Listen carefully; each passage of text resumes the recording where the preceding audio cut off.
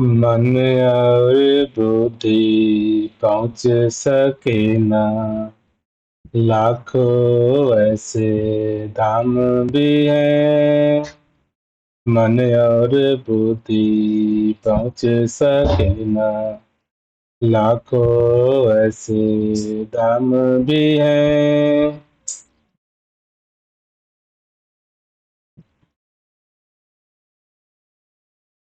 मन और बुद्धि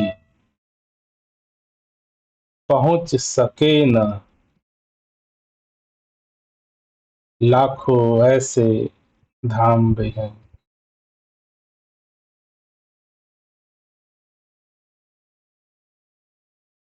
अक्सर हम सभी बातें करते हैं, मेरे पास मन है, सोचने समझने की क्षमता है, और आज जो मेरा जीवन व्यतीत हो रहा है, जीवन जो चल रहा है, इसमें हमारे जो भौतिक स्तर पर उपलब्धियां हासिल हुई हैं, उनमें हमारे मन का, बुद्धि का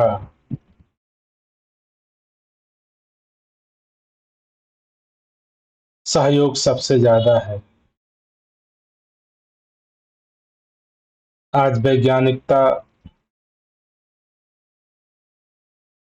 इतनी चरम सीमा पर है, मानव का जीवन स्तर विकसित होते चला जा रहा है।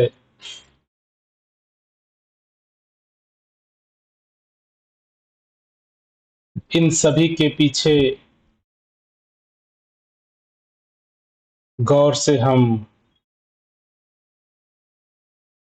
सोचने समझने का प्रयास करते हैं,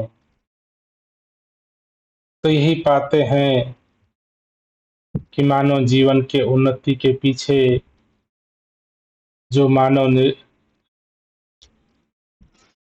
ने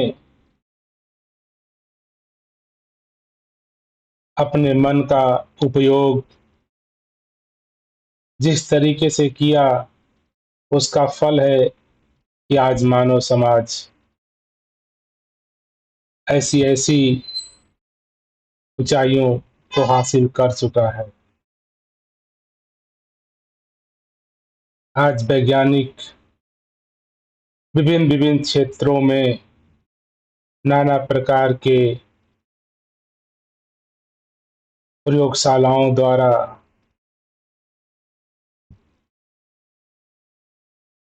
अनेकों क्षेत्रों के लिए लगातार यंत्र तंत्र उपकरण खोजे चले जा रहे हैं, बनाए चले जा रहे हैं। चाहे मेडिकल साइंस का फील्ड हो, टेक्नोलॉजी का फील्ड हो, साइंस का फील्ड हो, इलेक्ट्रॉनिक्स का फील्ड हो, हर क्षेत्रों में। तो कहा जा सकता है कि आज के मानव समाज का जो रूप प्रारूप हमको दिख रहा है, इसमें जो मनुष्य ने सोचने समझने चिंतन करने की क्षमता का उपयोग किया है, ये सही बात है। लेकिन आज की जो वाणी है, हमको इस बात पर सोचने के लिए विवश कर रही है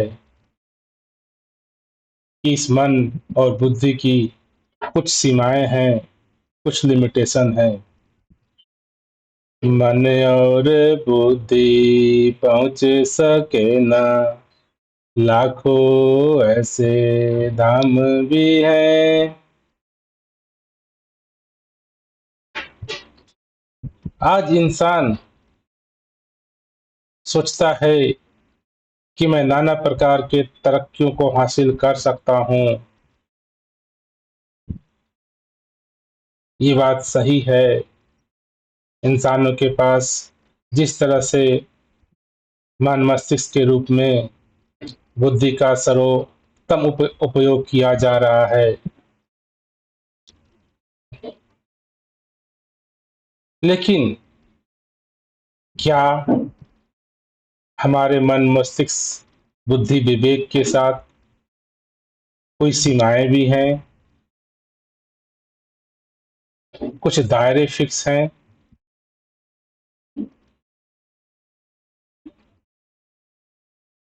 ये वाणी हमको इस पे चिंतन करने के लिए भी विवश कर रही है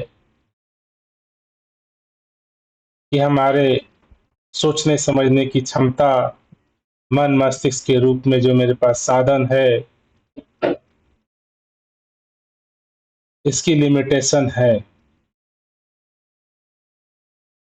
इसकी दायरे निश्चित हैं।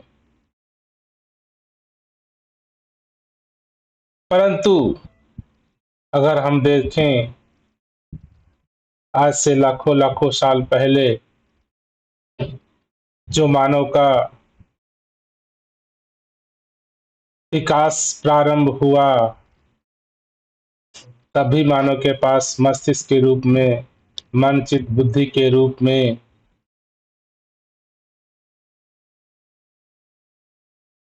ये मस्तिष्क उपलब्ध था। लेकिन उस समय हमारे पूर्वजों ने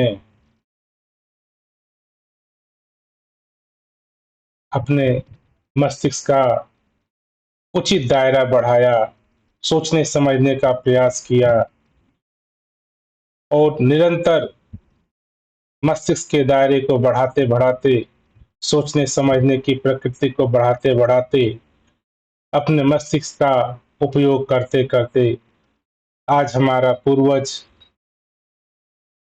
कहाँ से कहाँ उन्नतियों को हम मानव परिवार ने हासिल किया है।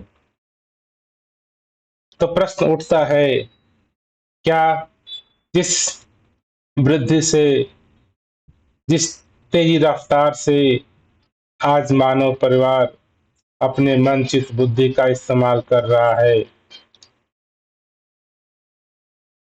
ये उन्नति कहाँ तक जा सकती है और कितनी आगे जा सकती है, इसकी सीमाएं कहाँ रुकेंगी? ये कहना, ये सोचना आज हम बैठ के इसकी परिकल्पना भी नहीं कर सकते। आज से हजारों हजारों साल पहले जो हमारे मानव पूर्वज हुआ करते थे,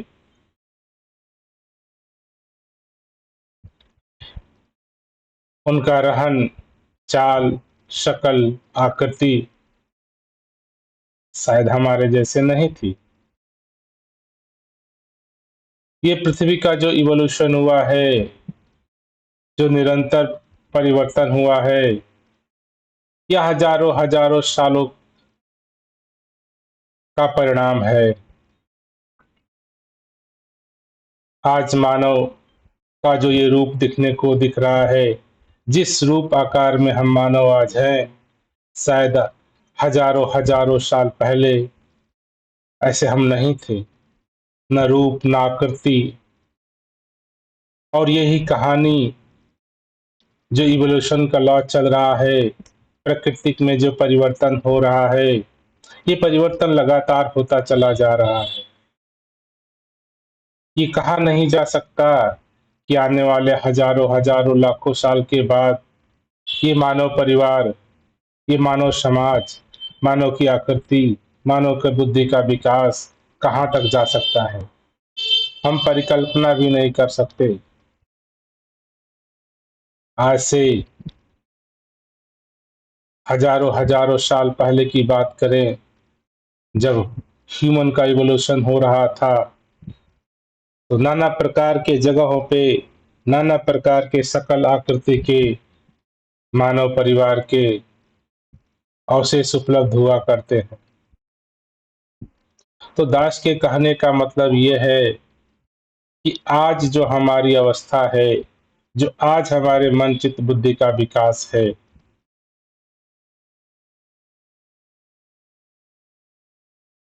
ये प्रकृति के परिवर्तन के नियमों के तहत हजारों हजारों सालों का समय बीतने के उपरांत आज हमें प्राप्त हुआ है। ये परिवर्तन जो प्रकृति का परिवर्तन है, नेचर का परिवर्तन है, जो नेचुरल लॉ है, इनके इनके नियमानुसार जीवन में बदलाव होते चले जा रहे हैं। तो शायद हम मनुष्य इन प्रकृति के बदलाव को अनुमान भी नहीं लगा पाते, सोच भी नहीं पाते। निरंतर परिवर्तन होते चला जा रहा है, हर चीज में परिवर्तन होते चला जा रहा है। चाहे हम हों, आप हों, सूरज हो, चांद हो, सितारे हो, हवा है, अग्नि है, जल है, जो भी ये नेचुरल रिसोर्सेज हमारे पास है, कंटिन्यूअस लगातार परिवर्तन होता चला जा रहा है। तो क्या इस परिवर्तनशील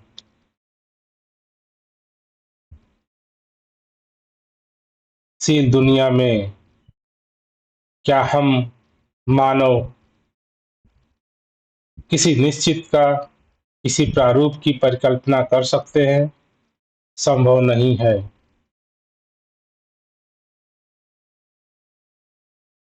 ये हमारे मनुष्य के मस्तिष्क की सोचने की, समझने की क्षमताओं की लिमिटेशन है, दायरे हैं।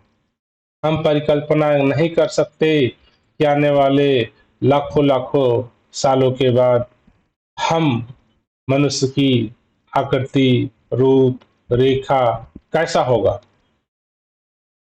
ये पर ये प्रमाण है कि आज से हजारों हजार साल पहले जो हमारे पूर्वजों के अवशेष मिले, उनकी रूप, आकृति, लंबाई, मन, बुद्धि किस अवस्था में थी।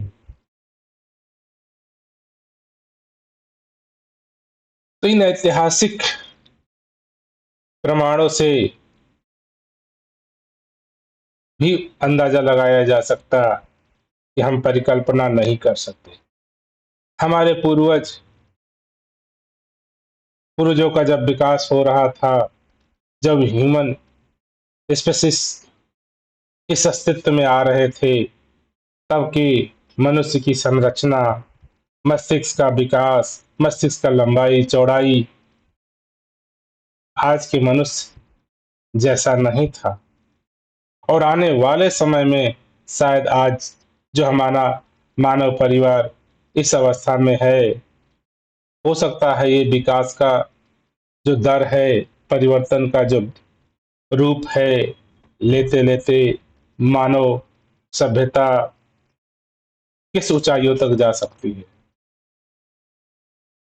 तो कहीं ना कहीं हम प्रकृति के इस परिवर्तन को अपने मनचित बुद्धि के द्वारा समय के अंतर्गत रहते हुए हम निर्धारित या परिकल्पना या आशाएं या संभावनाएं भी नहीं लगा पा रहे। ये सच है कि परिवर्तन हो रहा है, परिवर्तन होता रहा है, अब परिवर्तन होता रहेगा। तो आज हम कह दें कि हमें ज्ञात हो गया है, जानकारी हो गई है, सत्य सच सच्चाई का समझ हो गया है,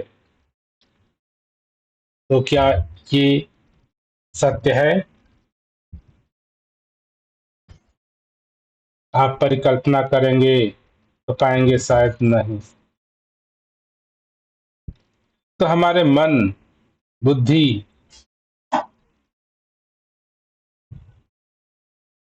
को हम समझने का प्रयास करते हैं।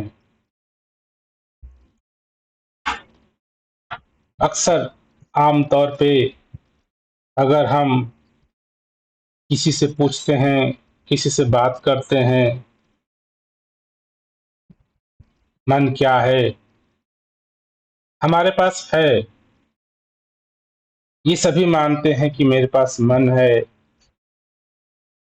सोचने समझने की क्षमता है, मैं सोच सकता हूँ, समझ सकता हूँ। ये मुबारक हैं, लेकिन हमें ये भी प्रश्न करना चाहिए, हमें ये भी सोचना चाहिए कि हम इसको परिभाषित कैसे करें।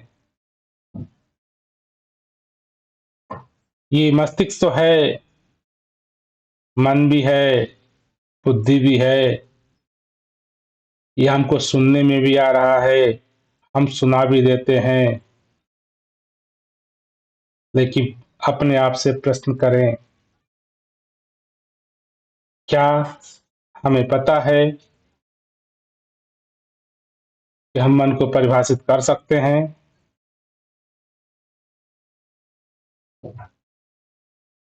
किसको मन कहा जाता है?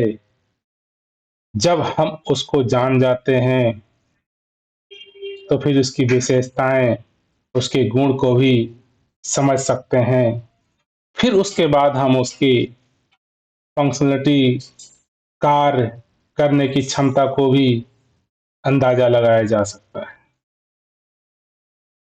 आज इस मस्तिष्क विज्ञान की बात करें, तो हमारे विज्ञान क्षेत्र में भी मन क्या है,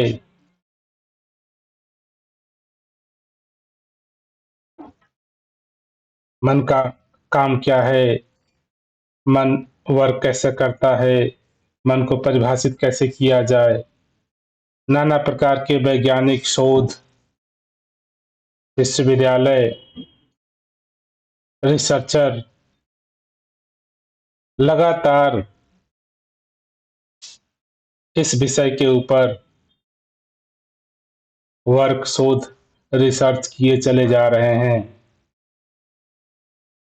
तो हमारी ये जिम्मेदारी बनती है कि जो भी रिसर्च, जो भी शोध इस मस्तिष्क के बारे में, इस मन के बारे में आज उपलब्ध है, वैज्ञानिकों के साधनों से, रिसर्च पेपरों के साधनों से,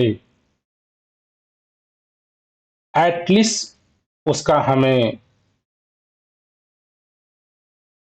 ध्यान, खबर, जानकारी, समझ होनी चाहिए, ताकि हम उसके ऊपर सोच पाएं, समझ पाएं। आम जनसाधारण में हम जान, ये हम परिकल्पना भी नहीं कर सकते। पूछिए किसी से, मन क्या है? आप सोचिए अपने आप से कि मन क्या है, तो हम कह सकते हैं मन है। मन से हम सोचते हैं, समझते हैं। ये मन का काम हो गया कि मन के द्वारा आप सोच पाते हैं, समझ पाते हैं। बधाई हो। तो मन क्या है? कोई कहते हैं मस्तिष्क से, खोपड़ी है। ठीक है, फिजिकल है, फिजिकल हमारे पास मस्तिष्क है। तो क्या मस्तिष्क ही मन है? अब हमारे पास मस्तिष्क है, मन है, क्या मस्तिष्क और मन एक ही है? मस्तिष्क को फिजिकली सर, सर के अंदर कुछ हमारे पास स्ट्रक्चर, हेड के अंदर कुछ ऐसी बनावटें हैं जिसको मस्तिष्क कहा जा रहा है। ठीक है, मस्तिष्क एक फिजिकल बॉडी है हमारे पास। अब इस फिजिकल बॉडी के अंदर मन क्या है?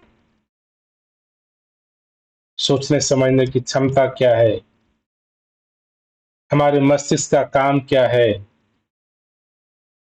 हम मस्तिष्क को इस्तेमाल करते हैं, मन के रूप में जानते हैं। चेतना, सोचने समझने की क्षमता के रूप में हम इसको जानते हैं। तो क्या जो ये मेरा मस्तिष्क है, मान लीजिए आंख है, कान है, नाक है, ये भी हमारे फिजिकल शरीर के भाग हैं। इसी तरह से हमारे पास मस्तिष्क के रूप में शरीर का अंग है। ये ऐसा खास क्यों है?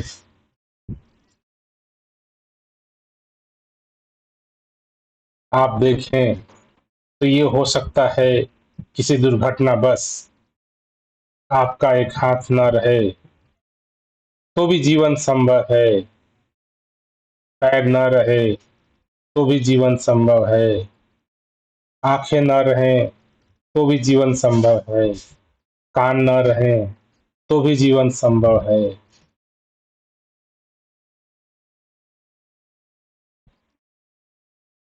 यहाँ तक कि पाया गया है हमारा मन सोचने समझने की क्षमता भी न रहे तो भी जीवन है। तो मस्तिष्क के रूप में हमारे शरीर का एक अंग है।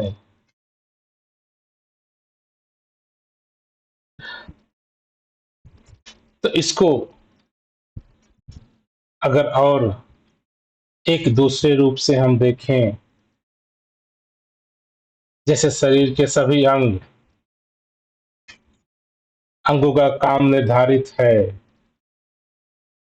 आंखों से देखने का काम करते हैं, कानों से सुनने का काम करते हैं, हाथों से काम करने का, पैरों से चलने का।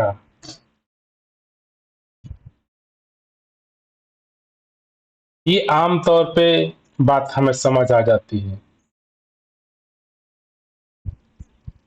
अगर हम थोड़ा सा और आगे बढ़े, आंखें देखती हैं, देखने की प्रक्रिया में हमको डिसीजन लेना होता है, कुछ हम डिसीजन लेते हैं। देखा हुआ है, अनदेखा हुआ है, पहली बार देख रहे हैं, जानते हैं, पहचानते हैं, कलर, नाना प्रकार के दृश्य हमारी आंखें देखती हैं। लेकिन उसका एनालिसिस, किसी चीज को आपने देखा, ये देखा हुआ था, पहली बार देख रहे हैं, परिवर्तन हो गया है, कलर क्या है, साइज क्या है, रूप क्या है, रंग क्या है, नाना प्रकार के चिंतन, हम इसको जानते हैं, हम इसे मिले हैं। ये परिकल्पनाएं, ये सोच आंखों के पास तो नहीं है। आंखें हैं, आंखों ने दृश्य को दिखा दिया, लेकिन वो दृश्य क्या है,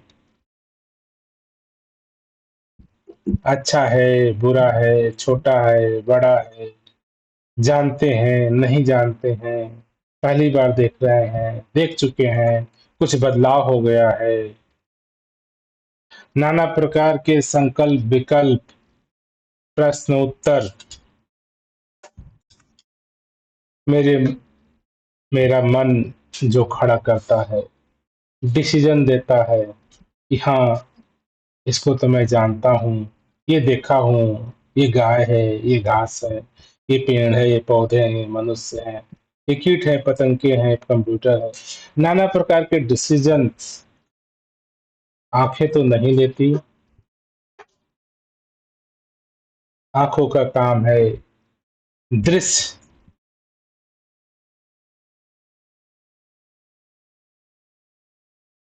और उस दृश्य के साथ क्या संकल्प, क्या विकल्प, क्या सूचनाएं, कुछ क्या इंफॉर्मेशन जो जुड़ी हुई हैं उसके साथ। इसी प्रकार से आप कोई बात सुनते हैं। सुनना एक आवाज है। आवाज नाना प्रकार की हो रही है। देखिए, ये आवाज मेरा जो कान सुन रहा है, आवाज किसकी है? इंसान की है, चिड़िए की है, झरनों की है, पहाड़ की है, बादलों की है। ये ज्ञान क्या मेरा कान देता है?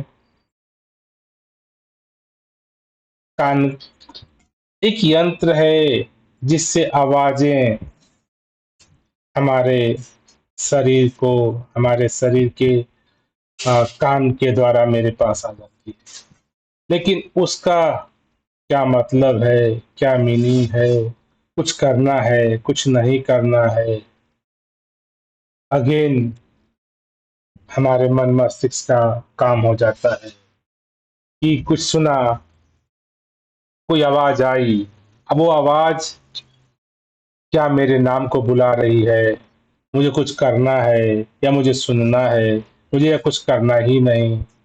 ये नाना प्रकार के डिसीजन कान तो नहीं ले सकते। तो फिर इसमें हमारे मन मस्तिष्क का रोल आता है। हमारा मन चित्त ये बताता है कि नहीं, ये आवाज एक जानवर की आ रही है, चिड़ियों की आ रही है, टीचर की आ रही है, पेरेंट्स की आ रही है, फ्रेंड्स की आ रही है। मुझे कुछ एक्शन लेना है, एक्शन नहीं लेना है। तो यहाँ भी हमारे मन मस्तिष्क का रोल आ जाता है। हम जो सूंघते हैं या त्वचा से जो फील करते हैं, जैसे ये हमारे शरीर के विभिन्न अंग एकमात्र साधन है, उन साधन का जो उपयोग है, उसका डिसीजन है, एक्शन लेना है, रिएक्शन करना है, ये सारी अवस्थाएं कहीं न कहीं मेरे मन मस्तिष्क से जुड़ी हुई। तो इतना तो समझ में आ रहा है कि हमारे शरीर के जीवन यापन को चलाने के लिए मन मस्तिष्क का उपयोग जरूरती बहुत ही ज्यादा है। तो ये जो मेरा मन मस्तिष्क है,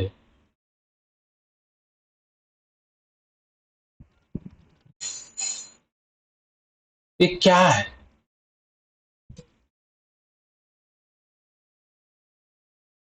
इसको सही ढंग से शायद दास तो परिभाषित नहीं कर पाएगा, लेकिन हम सोच सकते हैं। ये मन सोचने की क्षमता देता है। इसी मन से भी सोचा जा सकता है कि ये मन कैसे काम करता है, मन क्या है, मन का रूप क्या है। ये एक बड़ी ही कह सकते हैं कि विरोधाभासी बात है। हम मन को जानना चाहते हैं, समझना चाहते हैं। इसको जानने समझने के लिए भी इसी मन का इस्तेमाल करना पड़ेगा। तो कहीं ना कहीं हम एक ट्रैप में फंस जाएंगे, कहीं ना कहीं एक हम उलझन में फंस जाएंगे। जो मन सोच रहा है, जो मन जिस मन के द्वारा हम ये समझने का प्रयास कर रहे हैं, तो आम तौर पे अब हम इसकी विचार करें कि ये मेरा मन जो आज सोच पाता है, विवेक विवेचना कर पाता है, एनालिसिस कर पाता है, ये करता कैसे? तो हम अपनी प्रारंभिक अवस्था में जाते हैं, जब हम जन्म लेते हैं, तभी भी मेरे पास शरीर के सारे अंग होते हैं। हाथ, पैर, नाक, कान, पेट, मुंह, मस्तिष्क, सब कुछ होता है। अब विचार करिए, उस समय भी मेरी आंखें देखती थी, कान सुनते थे, त्वचा महसूस करती थी। तो क्या उस समय मेरी आंखें ये डिसीजन ले पाती थी, या उस समय मेरे कान जो आवाज को सुनते थे वो समझ पाते थे कि आवाज किसका है, मेरा नाम लिया जा रहा है, चिड़ियों का नाम है, पतंगों का नाम है, जानवरों का नाम है। क्या मेरी आंखें समझ पाती थी कि किस चीज का दृश्य है?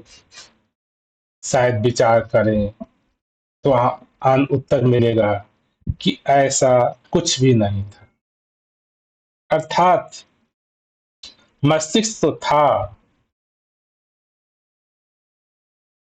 लेकिन शरीर के सारे अंग भी थे।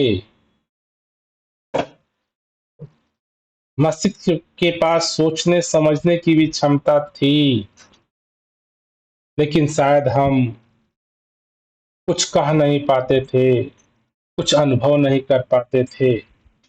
बेसिक इंस्टिंक्ट था।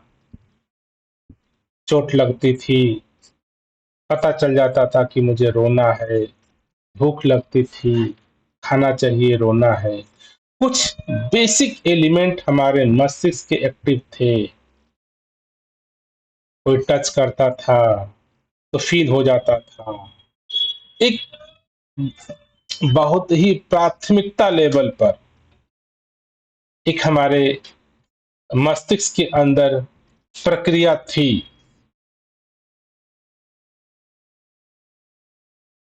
समय के साथ जैसे जैसे हमने अपने घर परिवार में हमारा समय गुजरता जाता है, तो हम आंखों के द्वारा नाना प्रकार के दृश्य देखने लगते हैं, नाना प्रकार की आवाजें सुनने लगते हैं, नाना प्रकार के स्पर्श महसूस करते हैं। और हमारे मस्तिष्क का एक ऐसा फंक्शन है जो इन इंफॉर्मेशनों को स्टोर कर लेता है। तो मेरे मस्तिष्क की एक कह सकते हैं कार्य प्रणाली ये है कि जो भी चीजें देख रही है, कहीं ना कहीं जाकर के मैं इन दृश्य को, इन आवाजों को रिकॉग्नाइज करने लगता हूँ, सोचने लगता हूँ, स्टोर करने लगता हूँ। और एक दिन, 2 दिन, 3 दिन, महीने बीतता चला जाता है। नाना प्रकार के हम दृश्यों को अपने मन मस्तिष्क में स्टोर करते चले जाते हैं। स्टोरेज होता चला जाता, आप करते नहीं है ये। जैसे कि आप आंख खोलें तो आप आंख देखने के लिए कुछ करते नहीं है। आंखों का काम होता है देखना। कान है तो कानों का काम है सुनना। त्वचा है, त्वचा का काम है महसूस, फील कराना, वो करती हैं। इसी प्रकार से जो मेरा मस्तिष्क है, इस मस्तिष्क का भी काम है कि जो भी इन ज्ञानेंद्रियों से, जो भी आंखों से, कानों से, त्वचा से, जीभ से, टंग से फील हो रहा है, और बार बार 1 दिन, 2 दिन, 3 दिन, 4 दिन, 5 दिन, महीने रोज होता है, तो वो सारा इंफॉर्मेशन कहीं ना कहीं मेरे मस्तिष्क में स्टोर होने लगता है। और यही एक दूसरी घटनाएं घटती हैं बचपन की अवस्था में कि हम देखने के साथ साथ कुछ आवाज भी सुनने लगते हैं। हंसने का, माता पिता के बोलने का। तो उन आवाजों को भी हमारा दिमाग स्टोर करने लगता है। यहाँ आवाज पापा कहा जा रहा है, मम्मी कहा जा रहा है, चाचा कहा जा रहा है, भैया कहा जा रहा है, बाबू कहा जा रहा है। इन शब्दों को रोज सुनता है। तो सुनते-सुनते ये सुनने की आवाज़ भी मेरे मस्तिष्क की ऐसा मेरा मस्तिष्क डिज़ाइन किया गया है कि उसके अंदर ये भी आवाज़ भी कलेक्शन स्टोर होने लगते हैं।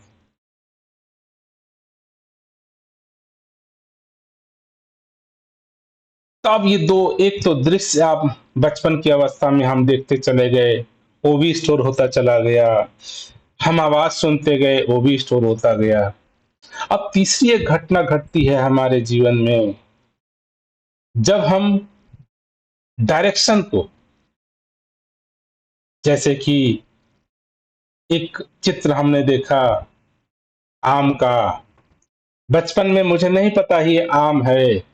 एक चित्र था, माता-पिता, स्कूल, टीचर, भाई बार-बार एक डायरेक्शन देते हैं, एक उँगली से बताते हैं कि ये आम है, ये आम है, ये आम है। तब मेरे मस्तिष्क में वो आम का दृश्य भी चला जाता है, वो आम का साउंड भी चला जाता है और एक डायरेक्शन भी चला जाता है, एक मैपिंग भी, एक रिलेशनशिप चला जाता है कि इसको आम कहते हैं, अच्छा इसको अमरूद कहते हैं, इसको जानवर कहते हैं, इसको फ्रूट्स कहते हैं। ये लगातार रिपिटिशन होता है शब्दों का, आकार का, दृश्य का, डायरेक्शन का। तो इससे क्या एक हमारे मस्तिष्क में एक रिलेशनशिप जुड़ता चला जाता है कि ये चित्र है, इसको लाल कहते हैं, ये कलर है और इसको पीला कहते हैं, इसको हरा कहते हैं। बचपन में ना बच्चे को पता है कि कलर होता है, हरा होता है, लाल होता है, पीला होता है। उसे कुछ भी नहीं पता। दृश्य है, लेकिन हम माता द्वारा, पिता द्वारा, समाज द्वारा ये सुनते हैं कि हाँ, ये लाल है, तो हम रिकॉग्नाइज करने लगते हैं। मेरा मन आइडेंटिफाई करने लगता है कि अच्छा इस आकृति को, इस शेप को लाल कहा जाता है, पीला कहा जाता है, हरा कहा जाता है और ये रोज का रोज रिपीटेशन होता है। ये इन्फॉर्मेशन इतनी बार मेरे माइंड को ट्रेंड की जाती है। तो दास के कहने का मतलब कि बचपन से मेरा मस्तिष्क भी था, शरीर की ज्ञानेंद्रियां कर्मेंद्रियां भी थी। इनसे जो भी इंफॉर्मेशन आता गया, कानों ने कान सुनने का काम किया, आंखों ने देखने का काम किया, त्वचा ने महसूस करने का काम किया, ये सारा हमारे मस्तिष्क में स्टोर होता गया। और जब ये इंफॉर्मेशन इस तरह से फिर प्रोसेस होने लगा, फिर ट्रेन हमारा माइंड, हमारा मस्तिष्क ट्रेंड होने लगा, समझने लगा और इस प्रक्रिया को हमने बोल दिया कि ये सोचने समझने की क्षमता आ गई मेरे अंदर। अर्थात मेरा मस्तिष्क सोचने समझने में कैपेबल था जब मैं पैदा हुआ तभी, लेकिन वो सोच नहीं पाता था, समझ नहीं पाता था, क्योंकि उसके पास वो सूचनाएं नहीं थी।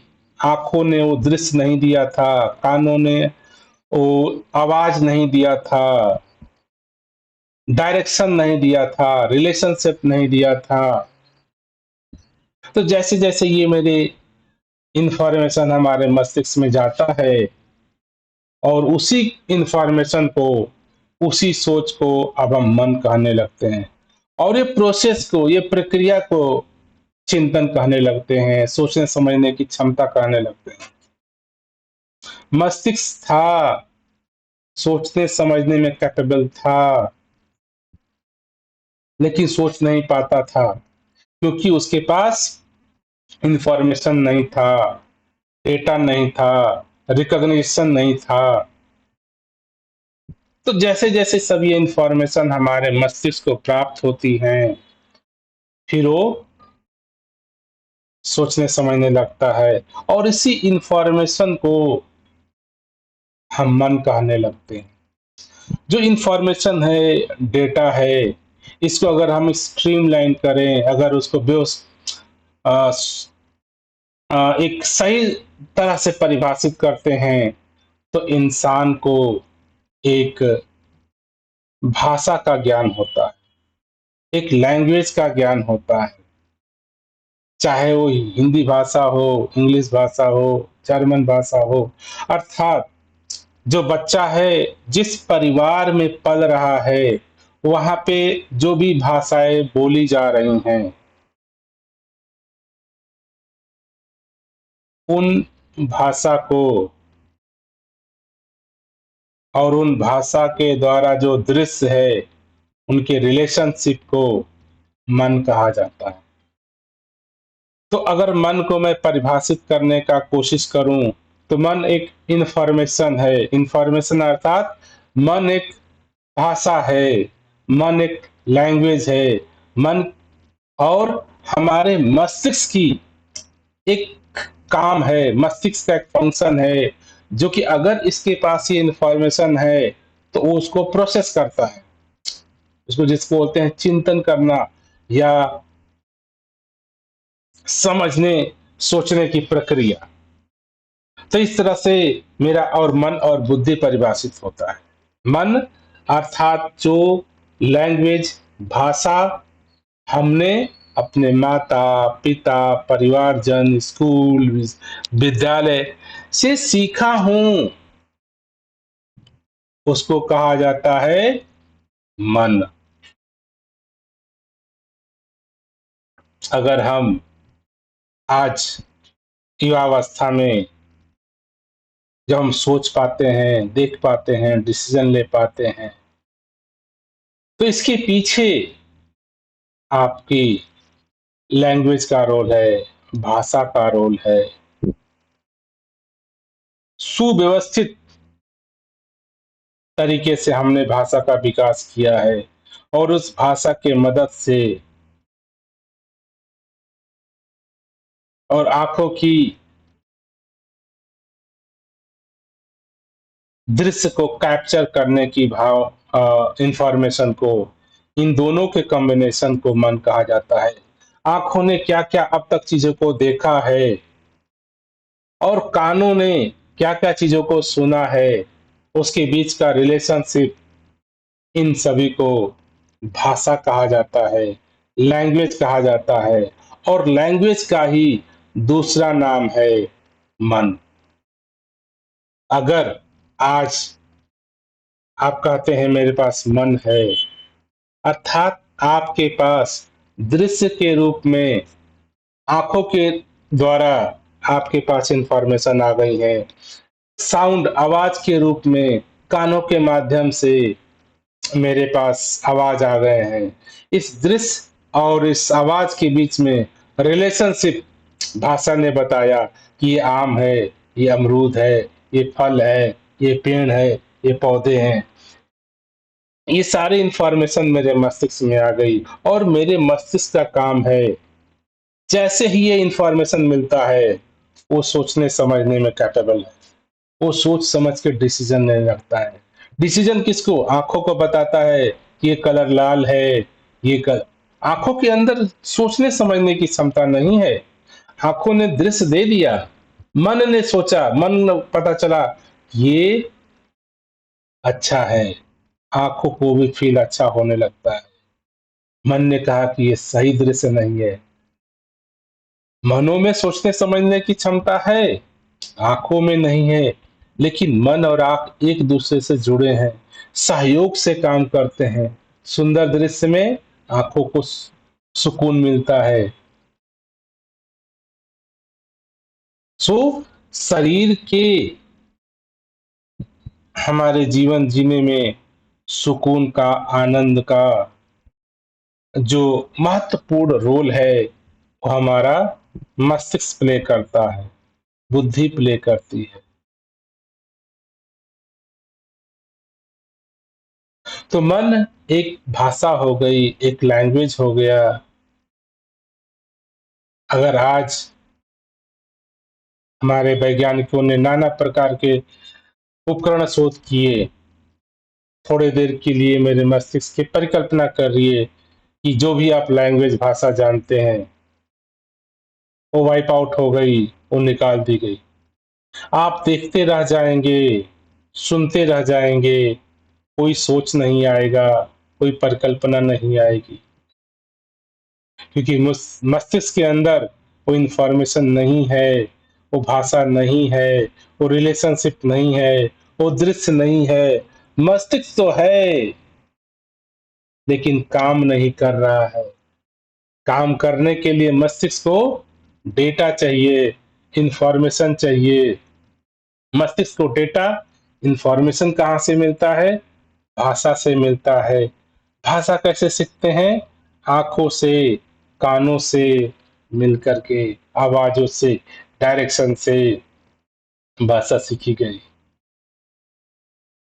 सो जीवन में आज जो मानव परिवार इतना सोच पा रहा है, समझ पा रहा है, डिसीजन ले पा रहा है, तो कहीं ना कहीं इसमें मानव समाज द्वारा निर्मित सुव्यवस्थित भाषा का, लैंग्वेज का रोल है। आप देखेंगे तो हमारे जानवर भी हैं, उनके पास भी आंख है, कान है, मस्तिष्क भी है। समस्या है कि जानवरों ने एक सुव्यवस्थित ग्रामर युक्त, व्याकरण युक्त एक भाषा डेवलप नहीं किया। आज मानव ने एक भाषा डेवलप कर दिया है, एक सुव्यवस्थित बोलने का तरीका बना दिया है, और जिसके कारण आज हमारे मानव समाज, मानव का मन विकास पे विकास किए चला जा रहा है। तो ये जो विकास है, ये जो उन्नति है, ये जो मनुष्य जिस तरीके से जीवन यापन किए चला जा रहा है, इसमें कहीं ना कहीं हम कह सकते हैं कि जो शरीर की ज्ञानेंद्रियां, कर्मेंद्रियां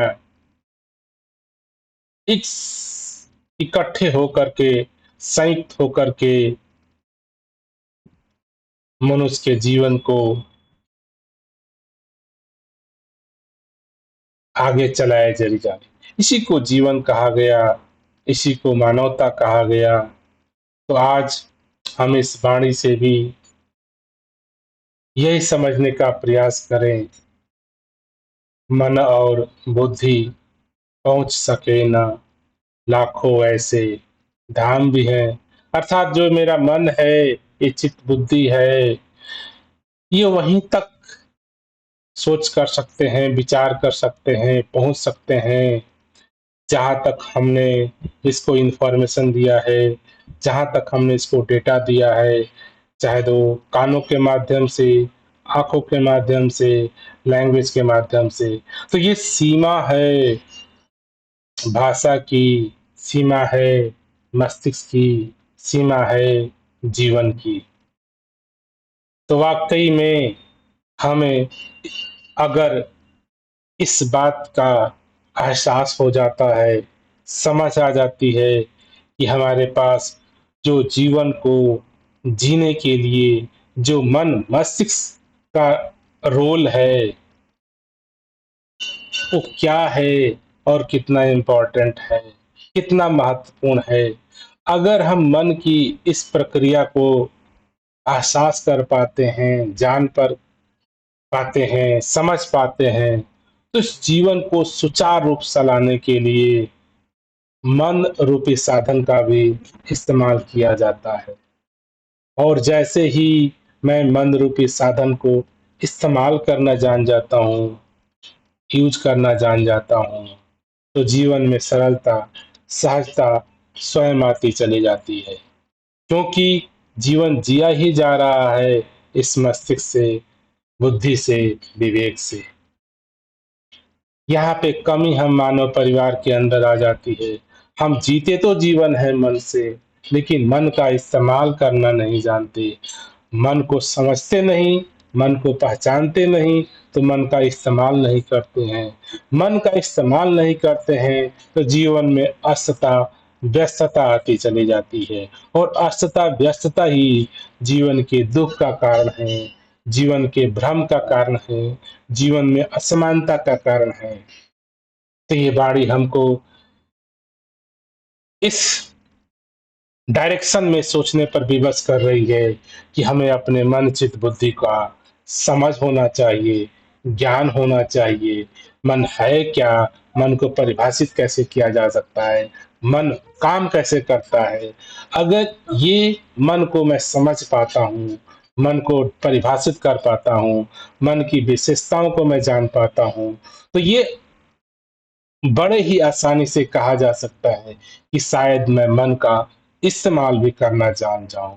जिस जिस मानव ने मन का इस्तेमाल करना सीख लिया, उन्हीं का जीवन सरल और सहज होता चला जाता है।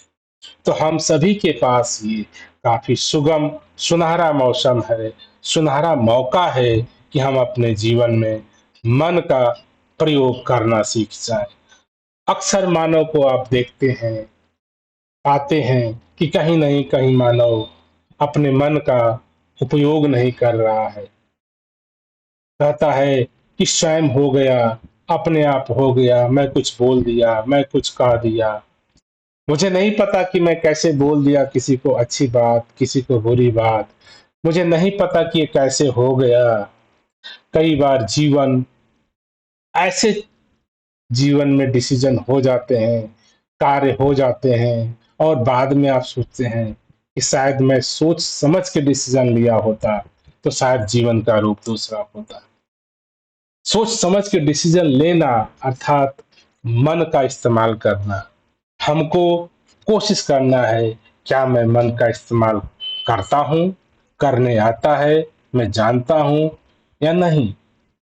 संतों महात्माओं का, संत सत्य पुरुष वेता का, बुद्धिजनों का, वैज्ञानिकों का, ये जो शुरू से ही ये ऐसा ख्याल रहा कि हम सभी मानव परिवार इस अपने मन का उपयोग करना जान जाए। जैसे कि हम हाथों का उपयोग करते हैं, कानों का उपयोग करते हैं, आंखों का उपयोग करते हैं। इसी तरह से हमें ये भी सीखना है कि हम जीवन में मन का भी उपयोग कर पाए, इसका भी सदुपयोग कर पाए, इसके दुरुपयोग से बचें। जैसे कि हमें नाना प्रकार की नैतिक शिक्षाएं दी जाती हैं कि ये कर्म करना है, ये कर्म नहीं करना है, ऐसा दृश्य देखना है, ऐसा दृश्य नहीं देखना है, ऐसी आवाजें सुनना है, ऐसी भाषाएं पढ़ना है। ये तो हमें आंखों के लिए, कानों के लिए, त्वचा के लिए पता है कि क्या हमारे शरीर के लिए उचित है। एक आज हमारा ये जोर रहेगा कि एक कदम और आगे बढ़ें और ये भी सोचें कि हमारे मन का सदुपयोग क्या है, दुरुपयोग क्या है। मन का कैसे हम सदुपयोग कर सकते हैं, मन का कैसे हम दुरुपयोग कर रहे हैं। पता तो चले कि नहीं मन का दुरुपयोग हो रहा है या मन का सदुपयोग हो रहा है। पहले ये तो अनुभव हो, पहले ये तो एहसास आ जाए कि मन का मैं इस्तेमाल करता हूँ या नहीं करता हूँ। आम तौर पे आप पाएँगे कि लोगों को ऐसा ख़्याल भी नहीं आता, ऐसा ध्यान भी नहीं आता कि मुझे मन का उपयोग करना है, मन का इस्तेमाल करना है। ये एक बड़ा प्रश्न है। क्या मेरे कभी ख़्याल में, ज़हन में आता है, क्या मैं इस मन का उपयोग कर पाऊँगा? मैं इस मन का सदुपयोग कर पाऊँगा? अक्सर आप पाएँगे लोग इस बारे में सोचते ही नहीं, ख़्याल भी नहीं करते कि मन का भी उपयोग किया जाता है। ऐसा मानव परिवार में धारणा है कि मन तो अपने आप चलता है, अपने आप सोचता है, अपने आप कुछ करता है।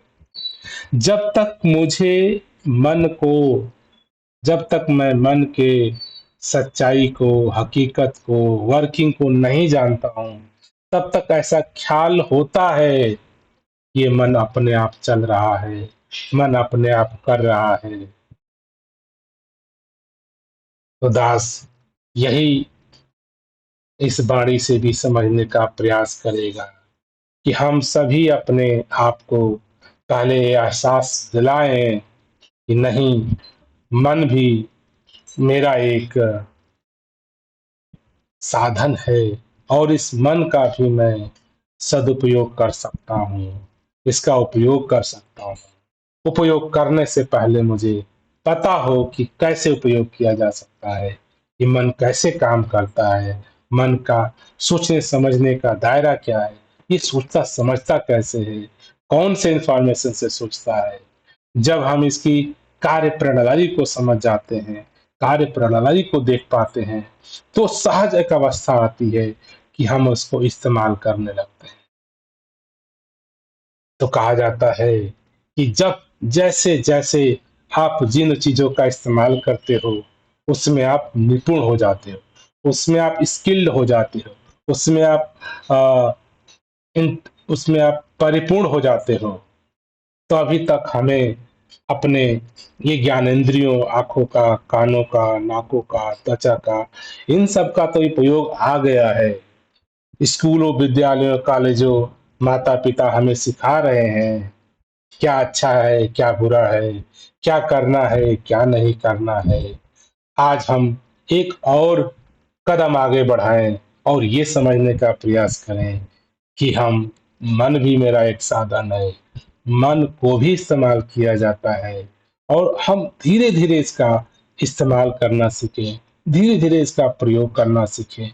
जैसे-जैसे हम प्रयोग करते जाएँगे, हम स्किल्ड होते जाएँगे, हम एक्सपर्ट होते जाएँगे, हम परिपूर्ण होते जाएँगे और जीवन में सरलता, सहजता तभी आ सकती है जब आप शरीर के सभी अंगों का शरीर के सभी अंगों का आपको ज्ञान हो और उसका उसको आपको सदुपयोग करना आता हो। तो हम सभी अपने जीवन को सरल, सहज बना सकते हैं, जब हमें अपने शरीर के सभी अंगों का सदुपयोग करना आ जाए। तो जैसे हमें फिज़िकली ये सारे अंग हैं, जिसका हम देख-रेख, साफ-सुथरा, सिक्योरिटी, सफाई, प्रोटेक्शन सब कुछ देते हैं। इसी तरह से मेरा एक मन भी शरीर का अंग है। पहले ये हमको एहसास हो जाए कि हम मान दें ये भी मेरा एक साधन है और फिर हम इसको इस्तेमाल करने का प्रयास करें, यूज़ करने का प्रयास करें। जितना हम प्रैक्टिस करते जाएँगे, जितना हम इसका उपयोग करते जाएँगे, वैसे-वैसे जीवन में सरलता, सहजता आती चली जाएगी क्योंकि आप शरीर के सभी अंगों का जो संचालन है, ये मन से हो रहा है, मस्तिष्क से हो रहा है, बुद्धि से हो रहा है। जब इसका आप उपयोग सही डायरेक्शन में, सही रास्ते में करने लगते हैं, तो जीवन ऑटोमेटिक ही सरल और सहज होता चला जाता है। तो दातार कृपा करे, हम सभी इस वाणी की मदद से एक